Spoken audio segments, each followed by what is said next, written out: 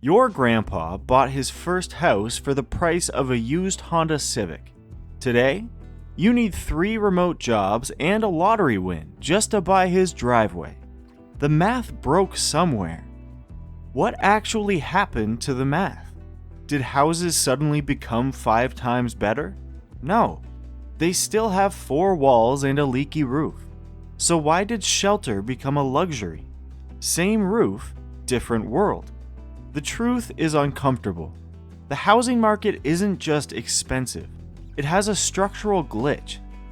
Today, we are opening up the hood to see if the American dream is actually just a giant pyramid scheme. The day houses became stocks. Let's look at the old world. In 1950, a normal home cost about 2 times what a regular worker made in a year.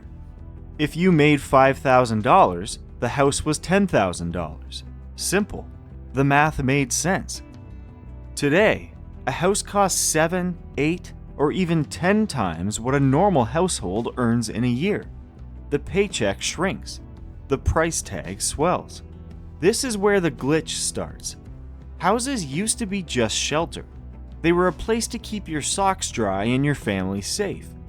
But then, everything changed. Shelter became speculation.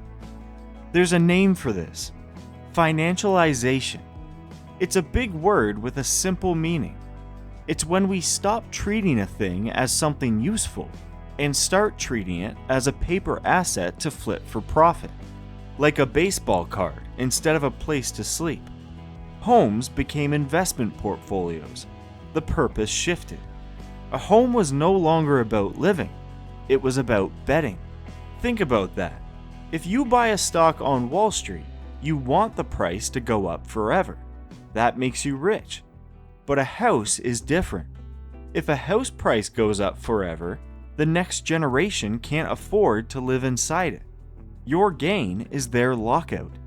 It creates a system where the people who bought early win, and the people who buy late get wiped out. You can start to see why people compare it to a pyramid scheme. Early players profit. Late players pay. Who stole the driveway? This didn't happen by accident. 3 specific villains broke the system. Let's name them. Villain 1, the 40-year wage canyon. Look at this chart. For the last 40 years, workers have gotten faster and smarter. We made more stuff than ever before, but pay stayed flat. More work, same check. The money didn't disappear, it just didn't go into your paycheck. It went straight into assets. It went into the pockets of the people who already owned the game board. You built the value. They kept the profit. The economy grew. Your wallet didn't. Villain 2, the Nimby Shield. The second villain is a funny word, NIMBY. It means not in my backyard. We stopped building simple entry-level homes, starter homes, small apartments, the stuff young people can actually afford. Current homeowners made strict local rules called zoning laws. These laws make it illegal to build small apartments or tiny houses in their towns. Why?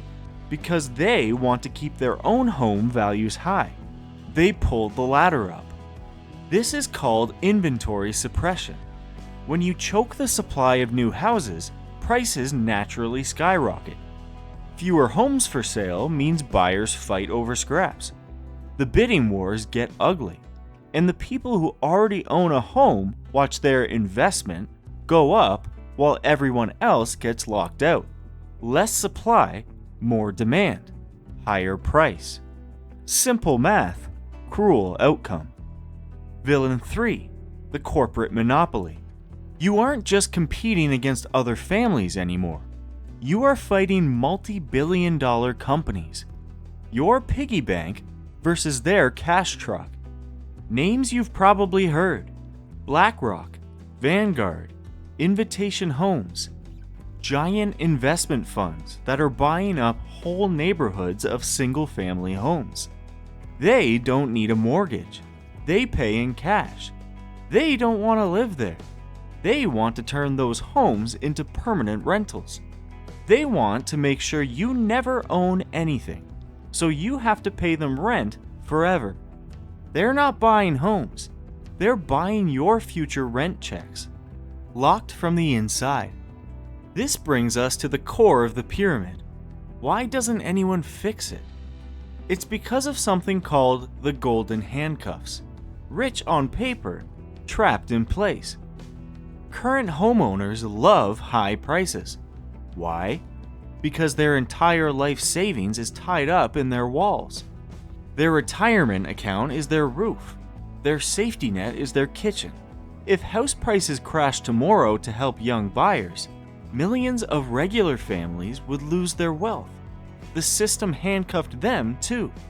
The politicians can't let that happen because homeowners vote, and they vote to protect their home values. The system is stuck in a loop.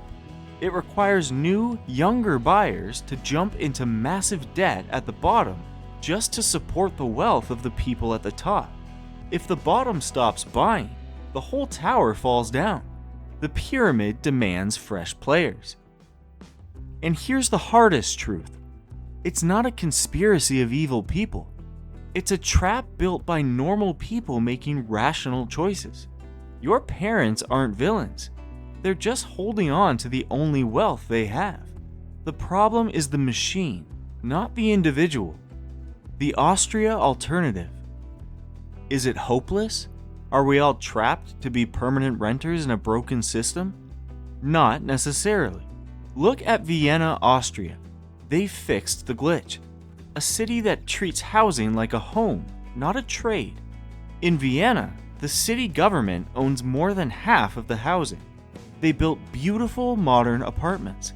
They don't treat them like stocks. Wall Street isn't allowed to buy them up. Because of this, rent is cheap, and people can actually afford to live without constant financial panic.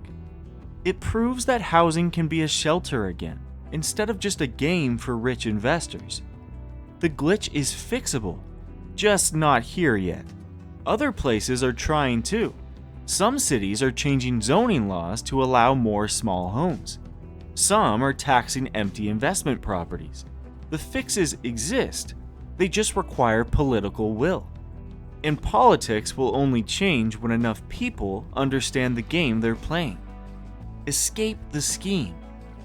If the housing market is a broken game, you have to find a different way to win. You can't rely on the old rules anymore. You have to build real, liquid wealth that doesn't tie you down to a 30-year trap.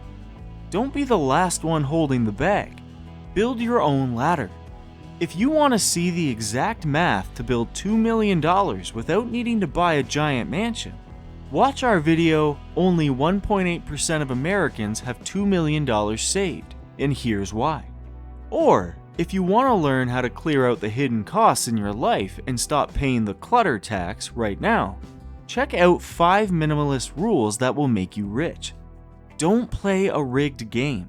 Build your own path. We'll see you there.